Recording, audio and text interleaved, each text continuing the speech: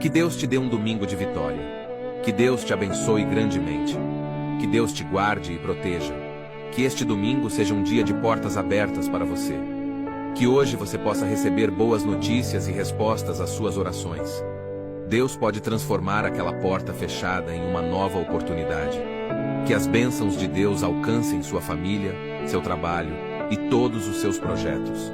Que Ele derrame sobre você uma chuva de graça, proporcionando momentos de alegria, amor e prosperidade. Que cada momento deste domingo seja uma chance de testemunhar o amor e a fidelidade de Deus em sua vida. Acredite que grandes coisas estão por vir, pois Deus é fiel para cumprir todas as suas promessas. Mantenha seu coração cheio de fé e esperança, sabendo que Ele está no controle de tudo. Que o Senhor te abençoe e te guarde. Que seu domingo seja verdadeiramente abençoado e repleto de realizações. Em nome de Jesus, amém.